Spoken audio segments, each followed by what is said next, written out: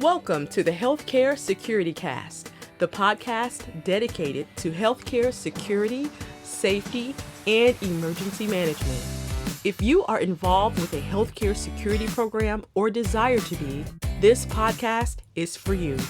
Join the conversation as we discuss the issues that matter to healthcare security professionals while leveraging the expertise of healthcare security thought leaders and experts in personal development. And now, here's your host, Brian Hamilton.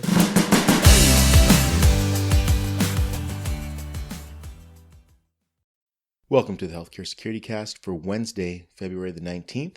I'm your host, Brian Hamilton. Thank you for joining me today. And before we get started, I just want to say thank you for all of the support. We've now been downloaded 630 times in 11 different countries. Our podcast continues to grow in its reach, and I'm very happy with the progress, so thank you all for the support. Before we get into today's content, I just want to share a couple of announcements of events that are happening within the industry. So the first one is the 52nd Annual Conference and Exhibition for IAHSS. This conference is happening in Phoenix, Arizona from May 4th to May 6th. The early bird registration deadline is quickly approaching. That is on February the 28th. And also there are a couple of sponsorship opportunities available as well. So if you are a sponsor who's interested in being a part of this event in that capacity, go to the IAHSS website. So that's iahss.org/page/ACE. And you'll be able to find all of that information with regards to registration and sponsorship. This upcoming ACNE has some great keynote and general sessions. Among those are Craig Valentine, whose presentation is called Presenting and Communicating with Impact and Persuading with Ease. Craig Valentine is a world champion of public speaking.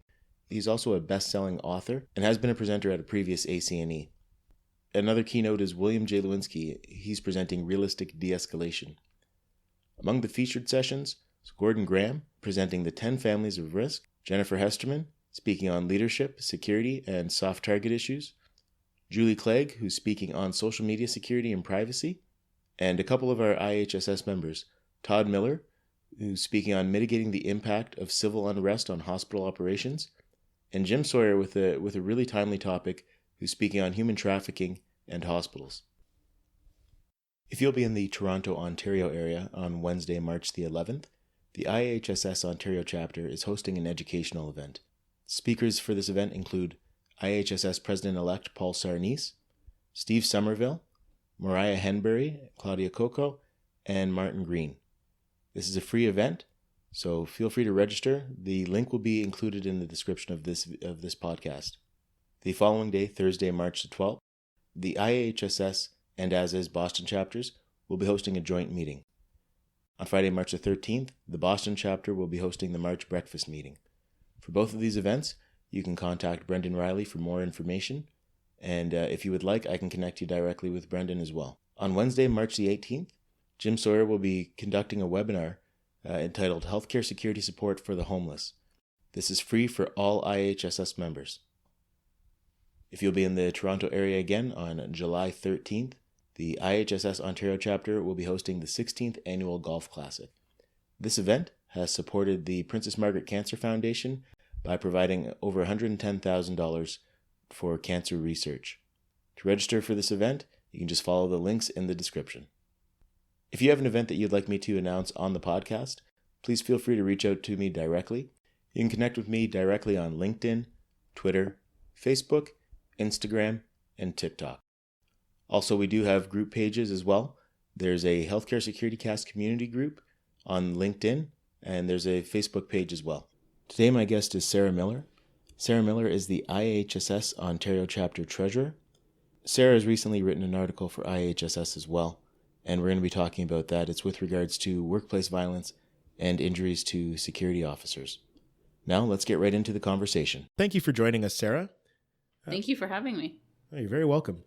Let's start off by learning a little bit about you. Who is Sarah Miller? Well, Brian, I'm a contract security manager with Garda World, operating out of Toronto, Ontario in Canada. I oversee the security operations of a variety of properties in the area, specializing in healthcare contracts from hospitals to clinics. Sarah, I want to ask you about your work recently just around workplace violence. You completed a submission to IAHSS, which was published, just talking about workplace violence in the healthcare environment. Now, we know that security officers in the healthcare setting are seeing an increase in workplace injuries. But what exactly did your research uncover about this? So my research indicated that workplace violence injuries are actually on the rise for security officers in the healthcare setting, as well as injuries in general, not just here in Canada, but it's a growing trend worldwide. The threats that our staff face in these environments consistently put them at an increased risk, and we really need to do something about that. Right, and some of the things that you pointed out in your research as well are some statistics that I'll take a look that I'll throw out there. The occurrence of workplace violence is 4 times higher in healthcare environment versus other private sectors, and 3/4 of the incidents are caused by patients. What did you identify as some of the risk factors for our security officers out there? So guards are usually the barrier or even the intended target of workplace violence incidents in the healthcare environment. There are quite a few things that really lend their influence to this. One aspect, although many of us are actively working to dispel this, is a misconception that it's just part of being in healthcare, so it should just be tolerated. I've seen this from guards, management, other hospital staff, visitors. It doesn't encourage the appropriate responses. You don't get the reports that you need. It fosters the attitude that it's okay to treat people like this when it's not. There's another risk as well that's inherent to the healthcare environment, and that's just dealing with people in crisis in general. People in crisis can react unpredictably or aggressively, no matter the cause of the crisis, whether they're in pain or grieving, confused, no matter the reason. Active shooter situations or armed person incidents in general are another big thing to consider when thinking about workplace violence in the healthcare setting. Now, actually, you touched on something there that's very interesting, and this is something that comes up in conversation quite frequently. The lack of, I guess, reporting, because it seems as if the people who are working in these environments start to accept that workplace violence is just a part of their regular, everyday routine. So, yeah, it's interesting that you mentioned that. Was there anything in your research that touched on that at all? Just as far as I know recently there was an article that was released about Queensland Hospital in Australia, and that was one of the things that they indicated. They've done a lot more to I guess beef up their security programs, but they've still seen an increase in incidents, and they attributed part of that to staff being more free about reporting it, and they're actually seeing an increase in reporting. Now, did any of your research bring you to any of these conclusions at all? Did you see anything that related to that?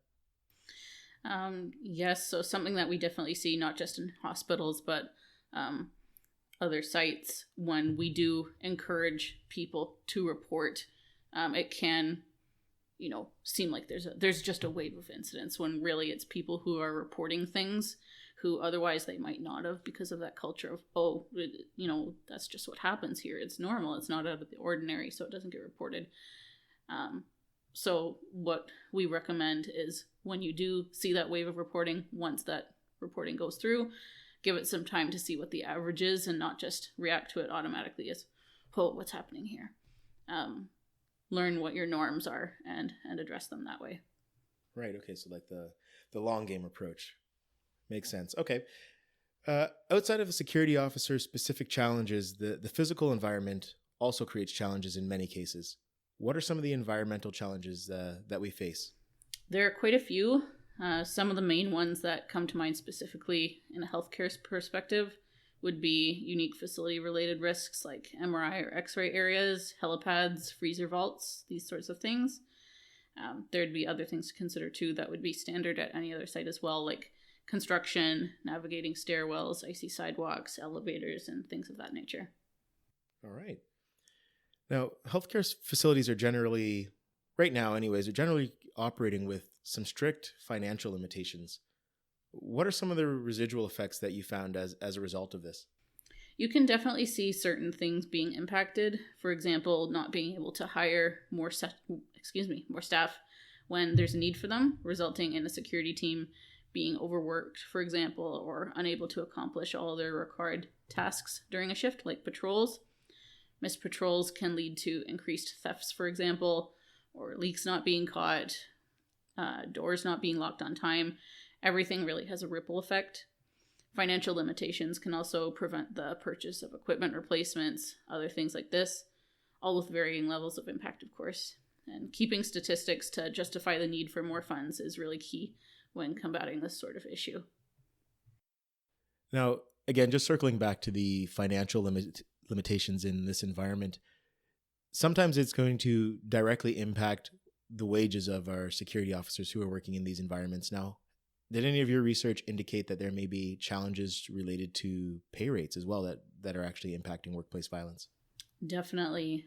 Say if you do have a healthcare site where there isn't a significant budget for wages, you will see low wages for guards, which can be unfortunate because those guards may work another part-time job or even another full-time job, and they're coming to work absolutely exhausted. And as a lot of us know, fatigue is definitely an influence on injuries as well, because you're not as alert.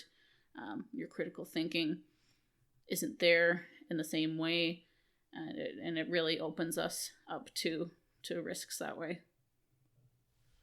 Right now, again, I know we've kind of gotten really negative here just with some of the challenges that we're discussing, but it's not all doom and gloom. You've provided some intervention strategies in your research. How could we look at addressing violence in the workplace?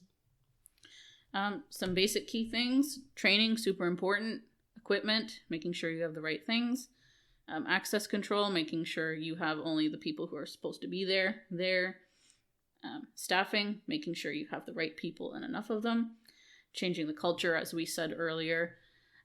All these things can really help reduce these incidents.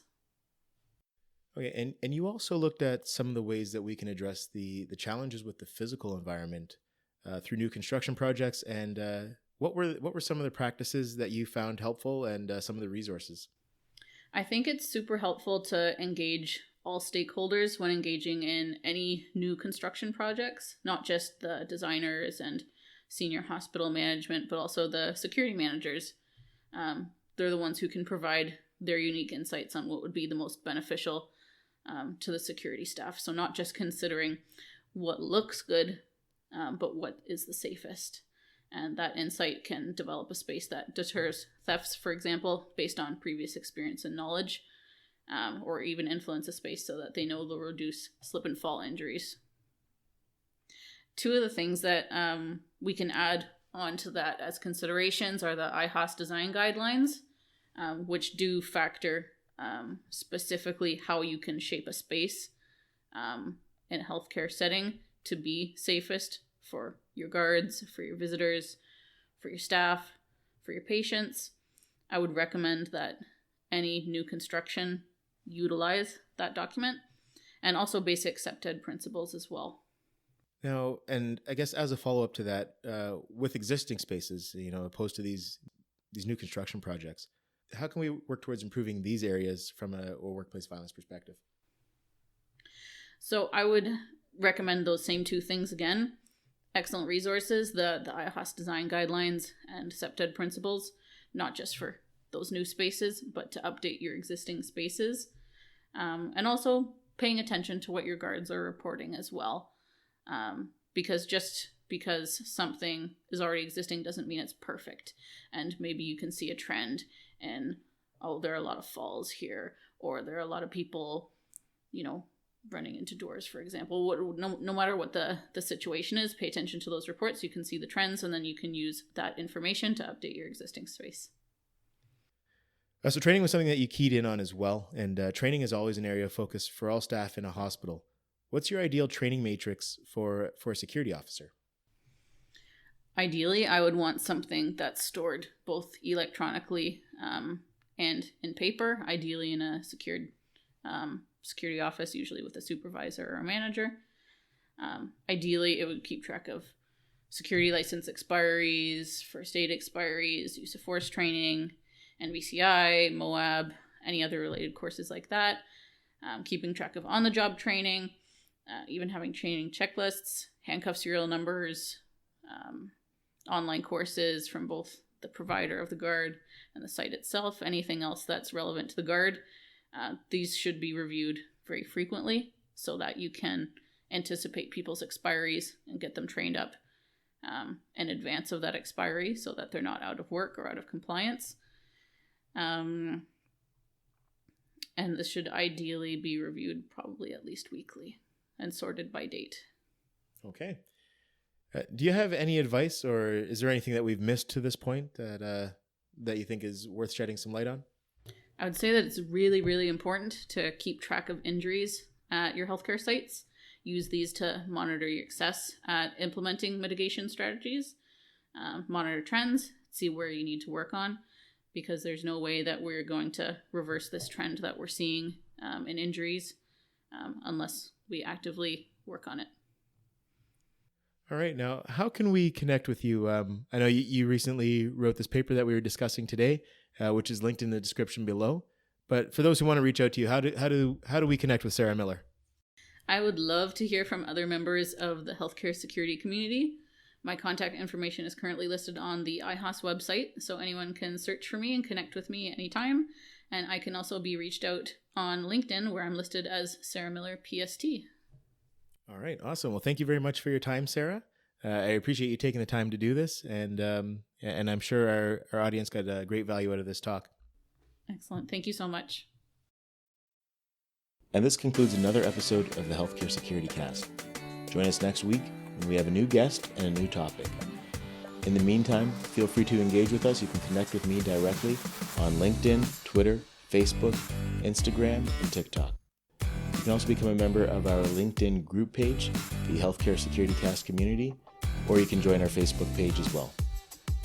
Thank you, and until next time, take care.